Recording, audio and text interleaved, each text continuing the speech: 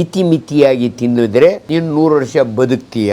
ಊಟ ಬಲ್ಲವನಿಗೆ ರೋಗವಿಲ್ಲ, ಅದಕ್ಕೆ ದೊಡ್ಡವರು ಹೇಳಿರೋದು.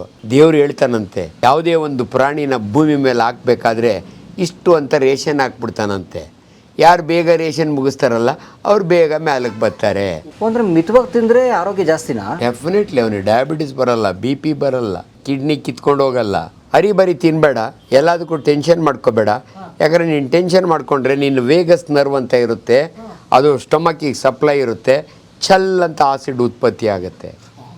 ಆದ್ದರಿಂದ ನಿಮ್ಮ ಆಸಿಡ್ ಸೆಕ್ರೇಷನ್ ಕಡಿಮೆ ಮಾಡಬೇಕು ಅಂದರೆ ಸಮಾಧಾನವಾಗಿರಬೇಕು.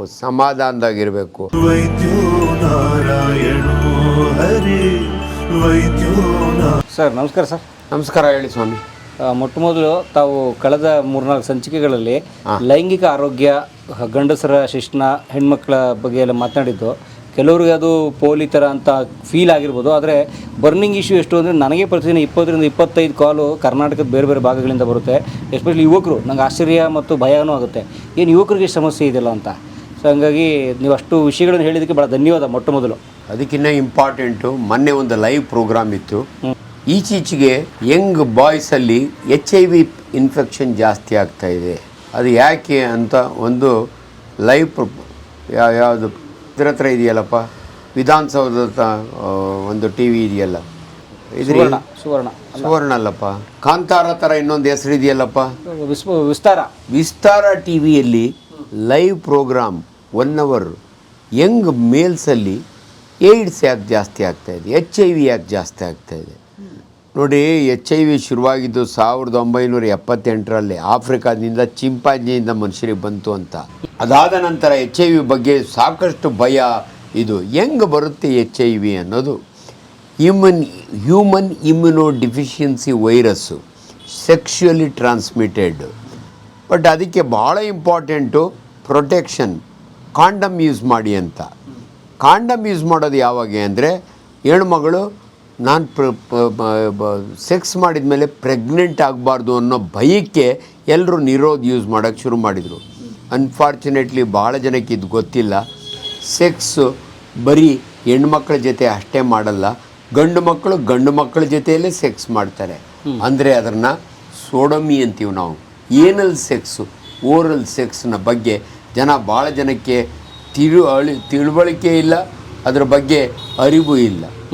ಇವರು ಪ್ರೆಗ್ನೆಂಟ್ ಆಗದಿರ ಇರಲಿ ಅನ್ನೋದಕ್ಕೆ ಓರಲ್ ಸೆಕ್ಸು, ಏನಲ್ ಸೆಕ್ಸ್ ಮಾಡ್ತಾರೆ ನೋಡಿ. ಥ್ರೂ ವೆಜೈನಲ್ ಸೆಕ್ಸ್ ಮಾಡಿದರೆ ಅವ್ರು ಪ್ರೆಗ್ನೆಂಟ್ ಆಗ್ತಾರೆ. ಬಟ್ ಅನ್ಫಾರ್ಚುನೇಟ್ಲಿ ಇವತ್ತು ಏನಲ್ ಸೆಕ್ಸು ಅಂದರೆ, ಏನಲ್ ಸೆಕ್ಸ್ ಮಾಡಲಿಕ್ಕೆ ಫೀಮೇಲೇ ಬೇಕಿಲ್ಲ, ಮೇಲು ಕೂಡ ಪಾರ್ಟ್ನರ್ ಇರ್ತಾರೆ. ಅದರಲ್ಲಿ ಅನ್ಫಾರ್ಚುನೇಟ್ಲಿ ಈ ಪ್ರೊಟೆಕ್ಷನ್ ಕಾಂಡಮ್ ಯೂಸ್ ಹಾಕ್ಕೊಳ್ಳಲ್ಲ ಅವರು ಏನಲ್ ಸೆಕ್ಸ್ ಮಾಡೋವಾಗ. ಬಟ್ ಅವಂತೂ ಅವರಿಗೆ HIV ಇನ್ಫೆಕ್ಷನ್ ಬರುತ್ತೆ. HIV ಆ ರೀತಿಯೂ ಟ್ರಾನ್ಸ್ಮಿಟ್ ಆಗುತ್ತೆ. ಸೊ ಅದ್ರ ಬಗ್ಗೆ ಮಾತಾಡಿದೆ. ನಿಮ್ಮದ್ರಲ್ಲೂ ಒಂದು ಸಾರಿ ಜನಗಳಿಗೆ, ಪರ್ಟಿಕ್ಯುಲರ್ಲಿ ವರ್ಕಿಂಗು ಮೇಲ್ಸು, ಹಾಸ್ಟ್ಲಾಗಿರೋರು, PG ಒಳಗಿರೋರು, ಆರ್ಮಿ ಒಳಗಿರೋರು, ಅವ್ರಿಗೆ ಆಕ್ಸಸ್ ಇಲ್ಲ ಫೀಮೇಲು, ಬಟ್ ಮೇಲ್ ಜೊತೆಯಲ್ಲೇ ಸೆಕ್ಸ್ ಮಾಡ್ಕೋತಾರೆ. ದಯವಿಟ್ಟು ಅಂಥವರು ಭಾಳ ಕೇರ್ಫುಲ್ಲಾಗಿ ಇರಬೇಕು. ಯಾಕಂದರೆ HIV ಅದರಿಂದನೂ ಕೂಡ, ಅಂದರೆ ಏಡ್ಸ್ ಕಾಯಿಲೆ ಏನಲ್ ಸೆಕ್ಸಿನ ಗುದದ್ವಾರದಲ್ಲಿ ಸೆಕ್ಸ್ ಮಾಡ್ತಾರೆ. ಇದು ಏನು ಅಪರೂಪ ಅಲ್ಲ. ನಾನು 3rd MBBS ಮಾಡೋವಾಗ ನನ್ನ ಬುಕ್ನಲ್ಲಿದೆ ಇದು. ಅಂದರೆ 3rd MBBS ಮಾಡೋವಾಗ ಪರ್ವರ್ಟೆಡ್ ಸೆಕ್ಸ್ ಅಂತೀವಿ ನಾವು. ಬೇರೆ ಬೇರೆ ರೀತಿಯ ಸೆಕ್ಸ್ಗಳು ಇರ್ತಾವಲ್ಲ, ಅದರೊಳಗೆ ಇದು ಒಂದು ಭಾಳ important. Anal sex, male to male sex, female to female ಸೆಕ್ಸ್ನ ಲೆಸ್ಬಿಯನಿಸಮ್ ಅಂತೀವಿ ನಾವು, ಲೆಸ್ಬಿಯನ್ಸ್ ಅಂತೀವಿ ಅವ್ರನ್ನ. ಸೊ ಇವೆಲ್ಲವೂ ಕೂಡ ಇದ್ದಾವೆ. ಅದ್ರ ಬಗ್ಗೆ ಇನ್ನೊಂದಿನ ಮಾತನಾಡೋಣ. ಇವತ್ತು ಮೊದಲು ಮನುಷ್ಯನಿಗೆ ಹೊಟ್ಟೆಗೆ ಬೀಳಬೇಕು, ಹೊಟ್ಟೆ ಪ್ರಾಬ್ಲಮ್ಮು, ಅದರೊಳಗಾಗಿ ಗ್ಯಾಸ್ಟ್ರೈಟಿಸು, ಅದ್ರ ಬಗ್ಗೆ ಮಾತಾಡ್ತೀನಿ 1-2 ನಿಮಿಷ. ಧನ್ವಂತರೀಂ ತಂ ನಿಖಿಲ ಗದವನ ಪ್ರೌಢ ದಾವಾಗ್ನಿಲೀಲಮ. ಇಲ್ಲಿ ನೋಡಿ, ನಾನು ಸರ್ಜಿಕಲ್ ಗ್ಯಾಸ್ಟ್ರೋಎಂಟ್ರಾಲಜಿಸ್ಟು. ನಮ್ಮಲ್ಲಿ ಬರೋ ಬೆಳಗ್ಗೆಯಿಂದ ಒಂದು 60 ಪೇಷಂಟ್ ನೋಡಿರಬೇಕು. ಅದರಲ್ಲಿ 40 ಜನ ಗ್ಯಾಸ್ಟ್ರಿಕ್ಕಿಗೆ ಬಂದಿರ್ತಾರೆ. ಫಸ್ಟ್ ಆಫ್ ಆಲ್ ಈ ಗ್ಯಾಸ್ಟ್ರಿಕ್ ಟ್ರಬಲ್, ನನಗೆ ತುಂಬ ಗ್ಯಾಸ್ಟ್ರಿಕ್ ಡಾಕ್ಟ್ರೆ ಅಂತ ಕೆಲವರು ಅಂತಾರೆ. ನಮ್ಮ ಮಗ ತುಂಬ ಗ್ಯಾಸ್ ಪಾಸ್ ಮಾಡುತ್ತೆ ಡಾಕ್ಟ್ರೆ ಅಂತಾರೆ. ಜನಸಾಮಾನ್ಯರ ಭಾಷೆಗೂ ಮೆಡಿಕಲ್ ಇನ್ಫಾರ್ಮೇಷನ್ಗೂ ಸ್ವಲ್ಪ ವ್ಯತ್ಯಾಸ ಇರುತ್ತೆ. ಅದನ್ನು ಜನ ಕರೆಕ್ಟಾಗಿ ತಿಳ್ಕೊಬೇಕು.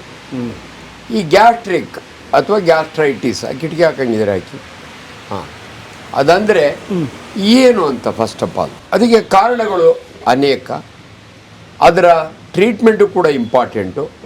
ಅದರ ಕಾಂಪ್ಲಿಕೇಶನ್ಸು, ಇವಾಗ ಯಾರೋ ಒಬ್ಬರು ನನಗೆ ಬರೀ ಗ್ಯಾಸ್ಟ್ರಿಕ್ ಅಂದ್ಕೊಂಡು ರ್ಯಾನಿಟಿಡಿನ್ನು, ಫ್ಯಾಮೋಟಿಡಿನ್ನು, ಪ್ಯಾಂಟಪ್ರೋಸಾಲು, ಪ್ಯಾನ್-ಡಿ ಮೆಡಿಕಲ್ ಸ್ಟೋರ್ನಾಗ ಓದ್ತಾರೆ, ಇಸ್ಕೋತಾರೆ, ತುಂಬ ಗ್ಯಾಸ್ಟ್ರಿಕ್ಕಪ್ಪ ಅಂತ ಒಂದು ಮಾತ್ರೆ ನುಂಗ್ತಾರೆ. ಹಿಂಗೆ ನುಂಗ್ಕೊಂಡಿದ್ರೆ ಅವ್ರು ಎಲ್ಲಿ ಲ್ಯಾಂಡ್ ಅಪ್ ಆಗ್ತಾರೆ, ಇವೆಲ್ಲ ಭಾಳ important. First of all gastric ಅಂದರೆ ಏನು, ಇದು ಇಂಪಾರ್ಟೆಂಟು. ನೋಡಿ, ನಮ್ಮ ತಿಂದ ಆಹಾರ ಹೊಟ್ಟೆ ಒಳಗೆ ಹೋಯ್ತು ಅಂದರೆ ಅದು ಸ್ಟಮಕ್ ಒಳಗೆ ಹೋಗುತ್ತೆ. ಅದನ್ನು ನಮ್ಮ ಭಾಷೆಯಲ್ಲಿ ಗ್ಯಾಸ್ಟ್ರಿಕ್ ಅಂತೀವಿ ನಾವು. ಅಂದರೆ ಗೇಣುದ್ದ ಹೊಟ್ಟೆಯಲ್ಲಿ ಏನೆಲ್ಲ ಇದೆ ಅಂದರೆ GIT, ಗ್ಯಾಸ್ಟ್ರೋ ಇಂಟೆಸ್ಟೈನಲ್ ಟ್ರ್ಯಾಕ್ಟ್ ಅಂತೀವಿ ನಾವು. ಸೊ ಬಾಯಿಂದ ಹಿಡಿದು ಗುದದ್ವಾರದವರೆಗೂ ಕೂಡ ಎಂಟೈರ್ ಸಿಸ್ಟಮ್ನ ನಾವು ಗ್ಯಾಸ್ಟ್ರೋ ಇಂಟೆಸ್ಟೈನಲ್ ಟ್ರ್ಯಾಕ್ಟ್ ಅಂತೀವಿ, GIT ಟ್ರ್ಯಾಕ್ಟ್ ಅಂತೀವಿ. ಸೊ ಬಾಯಿನಲ್ಲಿ ಆಹಾರವನ್ನು ಅಗಿದು ಜಿಗಿದು ನುಂಗ್ತೀವಿ. ರಾಗಿ ಮುದ್ದೆ ಒಂದೇ ಗುಳುಮ್ಮಂತ ನುಂಗೋದು, ಬೇರೆ ಎಲ್ಲವನ್ನು ಅಗಿದು ನುಂಗ್ತೀವಲ್ಲ, ಅದು ನುಂಗಿದ ಮೇಲೆ ಎಲ್ಲಿ ಹೋಗುತ್ತೆ ಅಂದರೆ 10 ಇಂಚು ಅನ್ನನಾಳ ಗುಳುಮ್ಮಂತ ನುಂಗಿದಾಗೆ, ಇದನ್ನು ನಾವು ಫ್ಯಾರಿಂಗ್ಸ್ ಅಂತೀವಿ. ಅಲ್ಲಿಂದ ನಿಮಗೆ ಕಂಟ್ರೋಲ್ ಇಲ್ಲ, ಗುಳುಮ್ಮಂತ ನುಂಗಿದರೆ 10 ಇಂಚು ಅನ್ನನಾಳ ಈಸೋಫೇಗಸ್ ಅಂತೀವಿ. ಇದು ಬಹಳ ಇಂಪಾರ್ಟೆಂಟ್ ಆರ್ಗನ್ನು. ಯಾಕಂದರೆ ಅನೇಕ ಜನರು ಅನ್ಫಾರ್ಚುನೇಟ್ಲಿ ಇದರೊಳಗೆ ಕ್ಯಾನ್ಸರ್ ಆದರೆ ನುಂಗಕ್ಕೆ ಆಗಲ್ಲ. ಅದಾದಮೇಲೆ ಹೇಳ್ತೀನಿ, ನಾವು ನುಂಗದಾಗೆ ಸಲೀಸಾಗಿ ಹೋಗ್ಬೇಕಲ್ಲ, ಹೋಗೋದೇ ಇಲ್ಲ, ಅಲ್ಲೇ ತಡ್ಕೋತದೆ. ಎದೆ ಒಳಗೆ ಕೂತಂಗಾಗುತ್ತೆ ಡಾಕ್ಟ್ರೇ ಅಂತಾರೆ. ನೀರು ಕುಡಿದ್ರೆ ಆಮೇಲೆ ಸ್ವಲ್ಪ ಒಳಕ್ಕೆ ಹೋಗುತ್ತೆ ಡಾಕ್ಟ್ರೇ ಅಂತಾರೆ. ಇದು ಅನ್ನನಾಳದ ಕ್ಯಾನ್ಸರ್ ಆಫ್ ದಿ ಈಸೋಫೇಗಸ್. ಅದ್ರ ಬಗ್ಗೆ ಬೇಡ. ಅಲ್ಲಿಂದ ಎಲ್ಲಿ ಹೋಗುತ್ತೆ, ಇದು ಜಠರಕ್ಕೆ ಹೋಗುತ್ತೆ. ಅದನ್ನು ಗ್ಯಾಸ್ಟ್ರಿಕ್ ಆರ್ಗನ್ನ, ಸ್ಟಮಕ್ನ ನಾವು ಗ್ಯಾಸ್ಟ್ರಿಕ್ ಅಂತೀವಲ್ಲ, ಈ ಸ್ಟಮಕ್ಕಿಗೆ ಶೇಪ್ ಹೆಂಗಿರುತ್ತೆ ಅಂದರೆ ಜೆ ಶೇಪ್ಡ್ ಸ್ಯಾಕ್ ಅಂತೀವಿ, ಜೆ ಶೇಪ್ಡ್ ಇರುತ್ತೆ. ಸೊ ಊಟ ಅದರೊಳಗೆ ಹೋದ ತಕ್ಷಣವೇ ಅಲ್ಲಿ ಎಷ್ಟೊತ್ತಿರುತ್ತೆ ನಮ್ಮ ಜಠರದ ಕೆಲಸ ಏನು? ನಾವು ತಿಂದ ಆಹಾರವನ್ನು ಚೆನ್ನಾಗಿ ಗ್ರೈಂಡ್ ಮಾಡೋ ಮಿಷಿನ್ನೇ ನಿಮ್ಮ ಸ್ಟಮಕ್ಕು. ನಮ್ಮ ಸ್ಟಮಕ್ ಇವಾಗ ರಾಗಿ ಮುದ್ದೆನ ಗುಳುಮಂತ ನುಂಗಿರ್ತಾರೆ, ಗೋಬಿ ಮಂಚೂರಿನ ಅರ್ಧಂಬರ್ಧ ಅಗದು ನಿಂತಿರ್ತಾರೆ, ಮಧ್ಯೆ ನೀರು ಕುಡಿತೀರಿ, ಹಾಲು ಕುಡಿತೀರಿ. ಇದೆಲ್ಲವನ್ನು ಅರಿಯೋ ಆರ್ಗನ್ನೇ ನಮ್ಮ ಸ್ಟಮಕ್ಕು. ಈ ಸ್ಟಮಕ್ನೊಳಗೆ ಏನಾದರೂ ಸಣ್ಣ ಸಣ್ಣ ಹುಣ್ಣಾದರೆ ಅದನ್ನು ನಾವು ಗ್ಯಾಸ್ಟ್ರೈಟಿಸ್ ಅಂತೀವಿ. ನಮ್ಮ ಮೆಡಿಕಲ್ ಪದಗಳು ಹೆಂಗಿರ್ತವೆ ಅಂದರೆ ನೋಡಿ, ಮಕ್ಕಳಿಗೆ ಜ್ವರ ಬಂದ್ಬಿಡುತ್ತೆ ಇದ್ಕಿದ್ದಂಗೆ, ಗಂಟ್ಲಲ್ಲಿ ಟಾನ್ಸಿಲ್ ಇರ್ತವೆ. ಈ ಟಾನ್ಸಿಲ್ ಕೆಲಸ ಏನು ಗೊತ್ತಾ? ದ್ವಾರಪಾಲಕರು ಅವು. ನಾವು ಉಸಿರಾಡ್ತೀವಲ್ಲ, ಗಾಳಿ ಒಳಗೆ ಬ್ಯಾಕ್ಟೀರಿಯಾ ಇರ್ಬೋದು, ವೈರಸ್ ಇರ್ಬೋದು. ಇದನ್ನೇ ನಾವು ಕೋವಿಡ್ ಟೈಮ್ನೊಳಗೆ ಮಾಸ್ಕ್ ಹಾಕ್ಕೊಳ್ಳಿ ವೈರಸ್ ಹೋಗ್ಬಿಡುತ್ತೆ ಅಂತ. ನಾವು ತಿನ್ನುವ ಆಹಾರದಲ್ಲಿ ಬ್ಯಾಕ್ಟೀರಿಯಾ ಇರ್ಬೋದು, ವೈರಸ್ಸು, ಅಮೀಬೆ ಇರ್ಬೋದು. ದೇವರು ಮೊದಲೇ ಇಬ್ಬರು ದ್ವಾರಪಾಲಕರನ್ನು ಇಟ್ಟಿದ್ದಾನೆ, ಅವೇ ಟಾನ್ಸಿಲ್ಸು. ಈ ದ್ವಾರಪಾಲಕರ ಕೆಲಸ ಏನು? ನೀವು ತಿಂದ ಆಹಾರದಲ್ಲಿ ಬ್ಯಾಕ್ಟೀರಿಯಾ, ವೈರಸ್ ಇದ್ದರೆ ಅದನ್ನು ಅಲ್ಲೇ ಕಂಟ್ರೋಲ್ ಮಾಡುತ್ತೆ.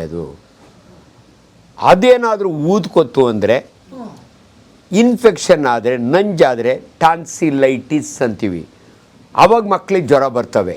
ಗಂಟ್ಲು ಊದ್ಕೊಂಡ್ರೆ, ಟಾನ್ಸಿಲ್ನಾಗ ಇನ್ಫೆಕ್ಷನ್ ಆದರೆ ಅದರಿಂದ ಜ್ವರ ಬರುತ್ತಲ್ಲ, ಅದು ಟಾನ್ಸಿಲೈಟಿಸು. ಯಾಕಂದರೆ ಈ ಪದಗಳಿದಾವಲ್ಲ, ಟಾನ್ಸಿಲೈಟಿಸ್, ಅಪೆಂಡಿಸೈಟಿಸ್, ಗ್ಯಾಸ್ಟ್ರೈಟಿಸ್, ಕೋಲೈಟಿಸ್, ಎಂಟ್ರೈಟಿಸ್, ಇವೆಲ್ಲ ನಮ್ಮ ಪದಗಳು. ಸೊ ಬಿಗಿನಿಂಗ್ನಾಗ ಹೇಳ್ತಾ ಇದ್ದೀನಿ, ಟಾನ್ಸಿಲ್ಗೆ ಇನ್ಫೆಕ್ಷನ್ ಆದರೆ ಟಾನ್ಸಿಲೈಟಿಸ್. ನಮ್ಮ ಹೊಟ್ಟೆಯಲ್ಲಿ ವರ್ಮಿ ಫಾರಮ್ ಅಪೆಂಡಿಕ್ಸ್ ಅಂತ ಇದೆ, ವರ್ಮ್ ಥರ ಇರುತ್ತೆ. ಅದು ಆರಾಮಾಗಿ ನಮ್ಮ ಪಾಡಿ ನಾವು ಇರ್ತೀವಿ. ಆದರೆ ಯಾಕೋ ಅರ್ಧ ರಾತ್ರಿಗಳು ಹೊಟ್ಟೆ ನೋವು ಶುರುವಾಗುತ್ತೆ, ವಾಂತಿ ಶುರುವಾಗುತ್ತೆ, ಜ್ವರ ಬರುತ್ತೆ.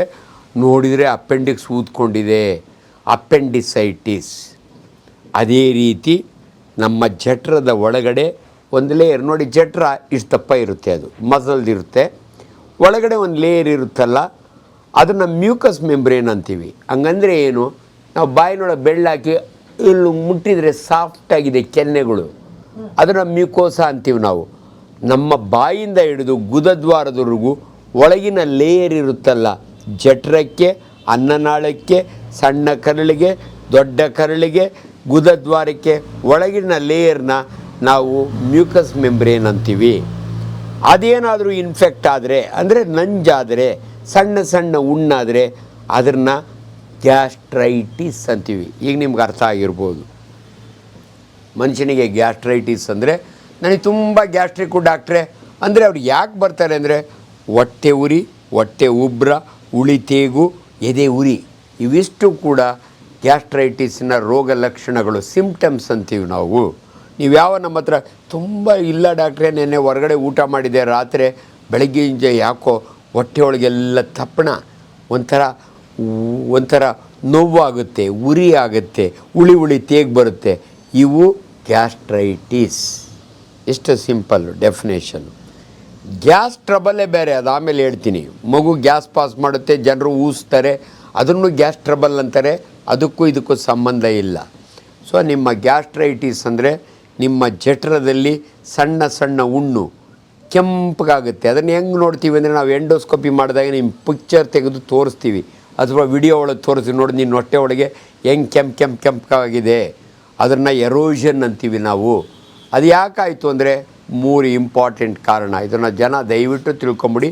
ನಿಮಗೆ ಗ್ಯಾಸ್ಟ್ರಿಕ್ ಆಗೋದೀಗ 3 ಕಾರಣ: ಹರಿ, ವರಿ, ಕರಿ. ಇವು 3 ನೆನಪು. ಹರಿ, ವರಿ, ಕರಿ. ಹರಿಬರಿಯಾಗಿ ಉಣ್ಣೋದು, ಎಲ್ಲದಕ್ಕೂ ಟೆನ್ಷನ್ ಮಾಡ್ಕೊಳ್ಳೋದು, ತುಂಬ ಮಸಾಲೆ ತಿನ್ನೋದು, ಇವು 3 ಮುಖ್ಯ ಕಾರಣಗಳು. ಇವು ಬಿಟ್ಟರೆ ಇನ್ನೆರಡು ಇಂಪಾರ್ಟೆಂಟ್ ಕಾರಣ: ಎಣ್ಣೆ ಹೊಡೆಯೋದು, ಆಲ್ಕೋಹಾಲಿಕ್ ಗ್ಯಾಸ್ಟ್ರೈಟಿಸ್.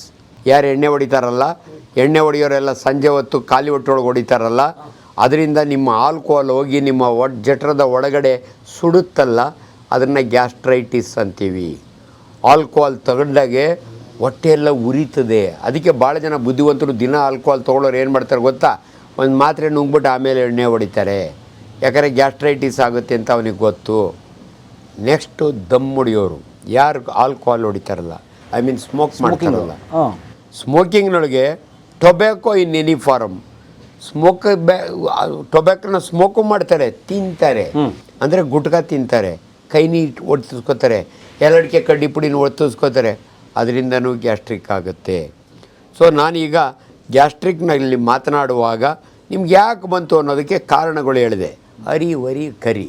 ಯಾರು ತುಂಬ ಟೆನ್ಷನ್ ಮಾಡ್ಕೋತಾರಲ್ಲ, ಯಾಕಂದರೆ ಆಸಿಡ್ಡು ಉತ್ಪತ್ತಿ ಆಗುತ್ತಲ್ಲ ಹೊಟ್ಟೆ ಒಳಗಡೆ, ಹೊಟ್ಟೆ ಒಳಗಡೆ, ಸ್ಟಮಕ್ ಒಳಗಡೆ. ಹೊಟ್ಟೆ ಅಂತ ಎಲ್ಲ ಹೊಟ್ಟೆ ಲೆಕ್ಕ ತೊಗೊಂಡ್ಬಿಡ್ತಾರೆ. ಸ್ಟಮಕ್ ಒಳಗಡೆ, ಸ್ಟಮಕ್ಕು ಜಠರ, ಅದ್ರ ಕೆಪಾಸಿಟಿ 1.5 ಲೀಟ್ರು. ಅಂದರೆ ನೀವು 4 ಇಡ್ಲಿ, ಒಂದಷ್ಟು ಮುದ್ದೆ, ಸಾರು ಎಲ್ಲ ಉಂತಿರಲ್ಲ, ಅದ್ರ ಕೆಪಾಸಿಟಿ 1.5 ಲೀಟ್ರು. ಆದರೆ ದೇವರು ಅದಕ್ಕೆ ಎಂಥ ಕೆಪಾಸಿಟಿ ಕೊಟ್ಟವನೆಂದರೆ, ಅದು ಇಷ್ಟು ದೊಡ್ಡದಾಗಿ 1 ಬಕೆಟ್ ಪಾಯಸನ ಕುಡಿದು 30 ವಡೆ ತಿಂತಾರೆ ದೊಡ್ಡಬಳ್ಳಾಪುರದಲ್ಲಿ ಕಾಂಪಿಟೀಷನ್ನಲ್ಲಿ. ಸೊ ಡಾಕ್ಟ್ರ್ ಹೇಳಿದರು 1.5 ಲೀಟ್ರ್ ಅಷ್ಟೇ ಇದ್ರ ಕೆಪಾಸಿಟಿ ಅಂತ. ಅದು ಅವನು ಹೆಂಗೆ ಟ್ರೈನಿಂಗ್ ಮಾಡಿರ್ತಾನೆ ಅಂದರೆ 1 ಬಕೆಟ್ ಪಾಯಸ ಕುಡಿದ್ರು ಹಂಗೆ ಎಕ್ಸ್ಪ್ಯಾಂಡ್ ಆಗುತ್ತೆ. ಈ ಮಂಡ್ಯ ಹಿರೇಗೌಡರು 30 ಮುದ್ದೆ ಉಣ್ತಾರಲ್ಲ, ಅವನು ಅದನ್ನು ಟ್ರೈನ್ ಮಾಡಿರ್ತಾನೆ. 30 ಮುದ್ದೆ ಉಂಡ್ರೆ ನನ್ನ ಸ್ಟಮಕ್ ಇಷ್ಟು ದೊಡ್ಡದು ಎಕ್ಸ್ಪ್ಯಾಂಡ್ ಆಗುತ್ತೆ. ಅದು ಲೆದರ್ ಬ್ಯಾಗು. ಬಟ್ ಅದು ಗುಡ್ ಹ್ಯಾಬಿಟ್ ಅಲ್ಲ. ಇವನು ಕಾಂಪಿಟೀಷನಲ್ಲಿ ಪ್ರೈಸ್ ಗೆಲ್ಬೋದು ಅಷ್ಟೇ, ಆದರೆ ಅವನ ಆರೋಗ್ಯಕ್ಕೆ ಅದು ಒಳ್ಳೆಯದಲ್ಲ. ಸೊ ನಿಮ್ಮ ಸ್ಟಮಕ್ ಕೆಪಾಸಿಟಿನ ಆದಷ್ಟು ಕಡಿಮೆ ಇಡಬೇಕು. ಸಿಕ್ತು ಅಂತ ಪುಕ್ಕಟ್ಟೆ ಬೀಗ್ರೂಟದೊಳಗೆ ಹಾಕ್ದ ಅಂದರೆ 1 kg ಮಟನ್ ತಿನ್ನಬಾರ್ದು. ನಲ್ಲಿ ಮುಳೆ ಎರಡು ತಿನ್ನಬಾರ್ದು.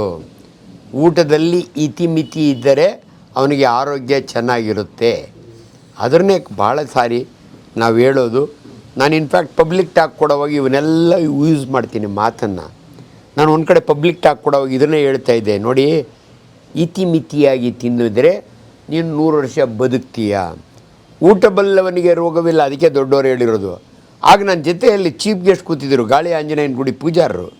ಅವ್ರು ಎಷ್ಟು ಚೆನ್ನಾಗಿ ಹೇಳಿದ್ರು, ಡಾಕ್ಟ್ರೇ ನಿಮ್ಮ ವಿಜ್ಞಾನಕ್ಕೂ ನಮ್ಮ ಸಂಸ್ಕೃತಿಗೂ ಎಂಥ ಹೊಂದಾಣಿಕೆ ಇದೆ ಅಂದರೆ, ದೇವರು ಹೇಳ್ತಾನಂತೆ, ಯಾವುದೇ ಒಂದು ಪ್ರಾಣಿನ ಭೂಮಿ ಮೇಲೆ ಹಾಕಬೇಕಾದ್ರೆ ಇಷ್ಟು ಅಂತ ರೇಷನ್ ಹಾಕ್ಬಿಡ್ತಾನಂತೆ. ಯಾರು ಬೇಗ ರೇಷನ್ ಮುಗಿಸ್ತಾರಲ್ಲ ಅವ್ರು ಬೇಗ ಮೇಲಕ್ಕೆ ಬರ್ತಾರೆ. ನೋಡಿರಿ, ನಮ್ಮ ಶಾಸ್ತ್ರನೂ ಹಂಗೆ ಹೇಳುತ್ತೆ. ಡಾಕ್ಟ್ರೇ ನೀವು ತುಂಬ ಚೆನ್ನಾಗಿ ಹೇಳ್ತಾ ಇದ್ದೀರಾ, ಅದಕ್ಕೆ ಜನಗಳಿಗೆ ದೇವ್ರದ್ದು ನಾನು ಹೇಳ್ತಾ ಇದ್ದೀನಿ. ಕರೆಕ್ಟ್, ಇದು ವೆರಿ ಇಂಪಾರ್ಟೆಂಟ್. ಅವ್ನು ರೇಷನ್ ಕಾರ್ಡ್ ಮುಗೀತು, ಮುಗೀತು, ಅವ್ನು ರೇಷನ್ ಮುಗೀತು ಅಂದರೆ ಮೇಲಕ್ಕೆ ಬಾ ಅಂತಾನೆ ದೇವರು. ಎಷ್ಟು ಕೊಟ್ಟಿದ್ನೋ ಅಷ್ಟನ್ನು ಹಿತಮಿತವಾಗಿ ಉಪಯೋಗಿಸಿ ನಿಧಾನವಾಗಿ ಕಡಿಮೆ ತಿನ್ಕೊಂಡು 100 ವರ್ಷದವರೆಗೂ ಮೇಂಟೈನ್ ಮಾಡು. ಎಲ್ಲ ಒಂದೇ ದಿನ ತಿಂತೀನಿ ಅಂದರೆ ಭಾಳ ಬೇಗ ಮೇಲಕ್ಕೆ ಬರ್ತೀಯ. ಇದು ಇಂಪಾರ್ಟೆಂಟು. ಅಂದರೆ ಮಿತವಾಗಿ ತಿಂದರೆ ಆರೋಗ್ಯ ಜಾಸ್ತಿನಾ? ಡೆಫಿನೆಟ್ಲಿ ಅವನಿಗೆ ಡಯಾಬಿಟಿಸ್ ಬರಲ್ಲ, ಬಿ ಪಿ ಬರಲ್ಲ, ಇಲ್ಲದ ಕಾಯಿಲೆಗಳು ಬರಲ್ಲ, ಕಿಡ್ನಿ ಕಿತ್ಕೊಂಡು ಹೋಗಲ್ಲ. ಆದ್ದರಿಂದ ದಯವಿಟ್ಟು ಊಟದಲ್ಲಿ ಇತಿಮಿತಿ ಇರಲಿ. ಅದನ್ನೇ ನಮ್ಮ ವಿಜ್ಞಾನದಲ್ಲಿ ಹೇಳೋದು, ಒಂದು ದಿನಕ್ಕೆ ಎಷ್ಟು ಕ್ಯಾಲ್ರಿ ತಿನ್ನಬೇಕು ಅಂತ. ನೀರಿಗೆ ಕ್ಯಾಲ್ರಿ ಇಲ್ಲ, ನೀರು ಎಷ್ಟು ಬೇಕಾದ್ರೂ ಕುಡಿ, ನಿನಗೇನು ಆಗಲ್ಲ. ಆದರೆ ತಿನ್ನುವ ಆಹಾರದಲ್ಲಿ 5 ಭಾಳ ಇಂಪಾರ್ಟೆಂಟ್. ಇದು ಭಾಳ ಜನ ಹೇಳಲ್ಲ. ಊಟ ಉಂಡವನಿಗೆ ರೋಗವಿಲ್ಲ ಅಂತಾರಲ್ಲ. ಏನು ಊಟ ಅಂದರೆ ಏನು ತಿನ್ನಬೇಕು, ಭಾಳ ಇಂಪಾರ್ಟೆಂಟು. ಪ್ರತಿಯೊಬ್ಬರು ಕೂಡ ನಾಷ್ಟ ಮಾಡ್ತಾರೆ, ಬ್ರೇಕ್ಫಾಸ್ಟಿನ ಇಂಪಾರ್ಟೆನ್ಸ್ ಈಗಲೇ ನಿಮ್ಗೆ ಹೇಳ್ತೀನಿ. ಯೂಶ್ವಲಿ ಜನ 2 ಇಡ್ಲಿ ತಿನ್ಬೋದು, 4 ಇಡ್ಲಿ ತಿನ್ಬೋದು, 2 ದೋಸೆ ತಿನ್ಬೋದು, ಮಸಾಲೆ ದೋಸೆ ತಿನ್ಬೋದು. ಕೆಲವ್ರ ಮನೆಗೆ ಚಿತ್ರಾನ್ನ, ಕೆಲವ್ರ ಮನೆಗೆ ವೆರೈಟೀಸ್ ಆಫ್ ಟಿಫನ್ ಇರುತ್ತೆ. ಬ್ರೇಕ್ಫಾಸ್ಟ್ ಯಾಕೆ ಇಂಪಾರ್ಟೆಂಟ್ ಅಂದರೆ, ನಿಮಗೆ ಗ್ಯಾಸ್ಟ್ರೈಟಿಸ್ ಆಗಬಾರ್ದು ಅಂದರೆ you must break your fast. ಇದು ಇಂಗ್ಲೀಷ್ನವ್ರ ಪದ. ನಮ್ಮಲ್ಲಿ ನಾಷ್ಟ ಅಂತೀವಿ, ತಿಂಡಿ ಅಂತೀವಿ. ಈ ತಿಂಡಿ ನಾಷ್ಟನ ಯಾವಾಗ ಮಾಡಬೇಕು ಡಾಕ್ಟ್ರೇ? 10 ಗಂಟೆಗೆ, 11 ಗಂಟೆಗೆ, 12 ಗಂಟೆಗೆ ಅಲ್ಲ. ಇದು ಹೆಣ್ಮಕ್ಳು ಮಾಡ್ತಾರೆ. ಯಾಕೆ ಗೊತ್ತಾ? ಮಕ್ಕಳನ್ನ ಶಾಲೆಗೆ ರೆಡಿ ಮಾಡಬೇಕು, ಯಜಮಾನ್ರಿಗೆ ಆಫೀಸಿಗೆ ರೆಡಿ ಮಾಡಬೇಕು, ತನ್ನ ಹೊಟ್ಟೆ ಖಾಲಿ ಬಿಡ್ತಾಳೆ. ಅದಕ್ಕೆ ಹೆಣ್ಣುಮಕ್ಕಳಲ್ಲಿ ಗ್ಯಾಸ್ಟ್ರೈಟಿಸ್ ಜಾಸ್ತಿ. ಯಾಕಂದರೆ ಅವರು ಕರೆಕ್ಟ್ ಟೈಮಿಗೆ ಟಿಫನ್ ಮಾಡಲ್ಲ. ಯಾವ ಟಿಫನ್ ಮಾಡಬೇಕು ಅಂದರೆ, ನೀವು ಮಸ್ಟ್ ಬ್ರೇಕ್ ಯುವರ್ ಫಾಸ್ಟ್. ಅಂದರೆ ನಮ್ಮ ಜಠರದ ಟೈಮ್ ಕೆಪಾಸಿಟಿ ಏನಿದೆ ಗೊತ್ತಾ? 4 ಅವರ್ಸ್ ಅಷ್ಟೇ. ನಾವು ಬೆಳಗ್ಗೆ ತಿಂದ 4 ಇಡ್ಲಿ ಮಧ್ಯಾಹ್ನ ಲಂಚ್ ಅಷ್ಟೊತ್ತಿಗೆ ಖಾಲಿ ಆಗುತ್ತೆ. ಯಾಕಂದರೆ emptying time of stomach is 4 hours. ರಾತ್ರಿ ಉಂಡು ಮಲಗಿರ್ತೀವಲ್ಲ, ರಾತ್ರಿ ನೀವು ಮಲಗಿರ್ತೀರ ಅಷ್ಟೇ, ನಿಮ್ಮ ಜಠರ ಮಲಗಲ್ಲ, ನಿಮ್ಮ ಕರುಳು ಮಲಗಲ್ಲ, ನಿಮ್ಮ ಲಿವರ್ ಮಲಗಲ್ಲ, ನಿಮ್ಮ ಪ್ಯಾಂಕ್ರಿಯಾಟಿಕ್ ಮಲಗಲ್ಲ. ಅದ್ರ ಪಾಡಿಗೆ ಅದು ಡೈಜೆಷನ್ ನಡೀತಾ ಇರುತ್ತೆ. ನೀವು ಬೆಳಗ್ಗೆ ಎದ್ದೇಳೋ ಅಷ್ಟೊತ್ತಿಗೆ ನಿಮ್ಮ ಸ್ಟಮಕ್ ಖಾಲಿಯಾಗಿರುತ್ತೆ. ಯಾಕಂದರೆ ರಾತ್ರಿ ಮಲಗಿದ್ದು ಉಂಡಿದ್ದು 9 ಗಂಟೆಗೆ ಅಥವಾ 7 ಗಂಟೆ ಮೇಲೆ ಯಾವಾಗಲೇ ಉಂಡು ನೀವು ಮಲ್ಕೊಂಡ್ರೆ ಬೆಳಗ್ಗೆ 6:30 7 ಗಂಟೆಗೆ ಎದ್ದೇಳೋ ಅಷ್ಟೊತ್ತಿಗೆ ನಿಮ್ಮ ಜಠರ ಖಾಲಿಯಾಗಿರುತ್ತೆ. ನಿಮ್ಮ ಜಠರ ಖಾಲಿ ಅಂದರೆ ನನ್ನ ಭಾಷೆಯಲ್ಲಿ ಊಟ ಇಲ್ಲ ಅಂತ ಅಷ್ಟೇ. ಆದರೆ ನಿಮ್ಮ ಜಠರದೊಳಗೆ ಪವರ್ಫುಲ್ ಹೈಡ್ರೋಕ್ಲೋರಿಕ್ ಆ್ಯಸಿಡ್ ಇದೆ. ಇದು ಎಂಥ ಪವರ್ಫುಲ್ ಆ್ಯಸಿಡ್ ಅಂದರೆ, ಬ್ಲೇಡನ್ನು ಕರಗಿಸುವಷ್ಟು ಶಕ್ತಿ ಇರುವ ಆ್ಯಸಿಡ್ಡು ಹೈಡ್ರೋಕ್ಲೋರಿಕ್ ಆ್ಯಸಿಡ್.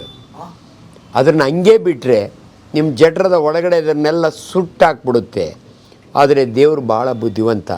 ಬರೀ ಆ್ಯಸಿಡ್ ಕೊಟ್ಟಿಲ್ಲ, ಮ್ಯೂಕಸ್ ಅಂತ ಕೊಟ್ಟಿದ್ದಾನೆ. ಸಲೈವ, ನಮ್ಮ ಜೊಲ್ಲಿರುತ್ತಲ್ಲ, ಅದೇ ರೀತಿ ನಿಮ್ಮ ಜಠರದಲ್ಲಿ ಮ್ಯೂಕಸ್ ಇರುತ್ತೆ, ಮ್ಯೂಕಸ್ ಸೆಕ್ರೀಷನ್. ಇದೆಲ್ಲ ಅನಾಟಮಿ, ನಿಮಗೆ ತುಂಬ ಅರ್ಥ ಆಗೋಲ್ಲ, ನಾನು ಹೇಳೋದು ಬೇಕಿಲ್ಲ. ಫಿಸಿಯಾಲಜಿ ಅಂದರೆ ಅದರ ಫಂಕ್ಷನ್ನು, ಅನಾಟಮಿ ಅಂದರೆ ಅದ್ರ ಸ್ಟ್ರಕ್ಚರು.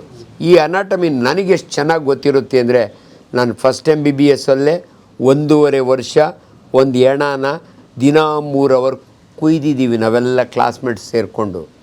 ಕೈ ಒಂದು 3 ತಿಂಗಳು, ಕಾಲೊಂದು 3 ತಿಂಗಳು, ತಲೆ ಒಂದು 3 ತಿಂಗಳು, ಜಠರ ಒಂದು 3 ತಿಂಗಳು, 1.5 ವರ್ಷ ಡಿಸೆಕ್ಷನ್ನು. ಎವ್ರಿ ಡೇ 3 ಅವರ್ಸ್ ನಾವು ಡಿಸೆಕ್ಷನ್ ಥಿಯೇಟ್ರಾಗಿರ್ತೀವಿ. ನೀವೆಲ್ಲ ಫಿಲಮ್ ಥಿಯೇಟ್ರನ್ನ ಕೂತ್ಕೊಂಡು ರಜನಿಕಾಂತ್ ಪಿಕ್ಚರ್, ರಾಜಣ್ಣನ ಪಿಕ್ಚರ್ ನೋಡಿದರೆ, ನಾವು MBBS ಓದೋ 3 ಅವರ್ ಎಣ ಕುಯ್ತಾ ಇರ್ತೀವಿ. ಅದಕ್ಕೆ ನಮ್ಮ ಪ್ರೊಫೆಷನ್ನು ಅಷ್ಟೊಂದು ಡಿಫಿಕಲ್ಟ್ ಪ್ರೊಫೆಷನ್ನು. ಜನ ಇದನ್ನು ಅಪ್ರಿಷಿಯೇಟ್ ಮಾಡಬೇಕು. ನಾವು ಹೇಳ್ದಿದ್ರೆ ನಿಮಗೆ ಗೊತ್ತಾಗಲ್ಲ. ನಾವು ಸುಮ್ಮನೆ ಡಾಕ್ಟ್ರಾಗಿ ಬಂದಿಲ್ಲ. 3 ಅವರು ಆ ಎಣ ಕುಯ್ದ ಮೇಲೆ ಗುರಪ್ಪನ ಮೆಸ್ಕೋದ್ರೆ ಕೈ ತೊಳಿಯೋಕ್ಕೆ ನೀರು ಗತಿ ಇರ್ತಿರಲಿಲ್ಲ. ಈ ಹಂಗೋ ಒರೆಸ್ಕೊಂಡು ಉಂಡ್ಬಿಟ್ಟು ಬರೇವಿ. ಹಂಗೆ ಡಾಕ್ಟ್ರಾಗಿರೋರು ನಾವು. ಅದಕ್ಕೆ ಬಳ್ಳಾರಿಯಲ್ಲಿ ಇದು ಎಷ್ಟು ಇಂಪಾರ್ಟೆಂಟ್ ನೋಡಿ. ವಿಜ್ಞಾನದ ಮಧ್ಯೆ ಇಂಥ ವಿಚಾರಗಳನ್ನ ಜನಗಳಿಗೆ ಕರೆಕ್ಟಾಗಿ ತಲುಪಿಸೋರು ಅಂದರೆ ನೀವೇ. ಅದಕ್ಕೆ ನಿಮ್ಮ ಮಾಧ್ಯಮದಲ್ಲಿ ನಾನು ಮಾತಾಡಿದರೆ, ಕಲಾ ಮಾಧ್ಯಮದಲ್ಲಿ ಜನಗಳಿಗೆ ರೀಚ್ ಆಗುತ್ತೆ. ಶಿವಣ್ಣವರು, ಪರಮೇಶ್ವರ್ ಅವರು ಶಿವಣ್ಣ ಅಂತ ಬರ್ತದೆ. ಯಾಕಂದರೆ ನೀವು ಒಂಥರ ಶಿವಣ್ಣನ ಥರ ಕಾಣ್ತೀರಿ, ರಾಜ್ಕುಮಾರ್ ಶಿವಣ್ಣನ ಥರ. ಅದಕ್ಕೋಸ್ಕರವಾಗಿ ನೀವು ಹೇಳಿದರೆ ಅದನ್ನಷ್ಟು ಚೆಂದ ತಲುಪಿಸ್ತೀರಿ. ಅದಕ್ಕೆ ಜನಗಳಿಗೆ ಗೊತ್ತಾಗಲಿ.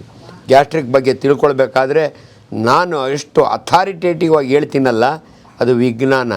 ಯಾರೋ ಒಬ್ಬ ಕುರುಡು ಸ್ವಾಮೀಜಿ ಊಟ ಆದಮೇಲೆ ಬಾಳೆಹಣ್ಣು ತಿಂದರೆ ಕೊಳ್ತೋಗುತ್ತೆ ಅಂತ ಹೇಳ್ತಾನಲ್ಲ, ಯಾವ ಮೆಡಿಕಲ್ ಕಾಲೇಜ್ಗೆ ಹೋಗಿದ್ದಾನೆ ಆ ಪುಣ್ಯಾತ್ಮ?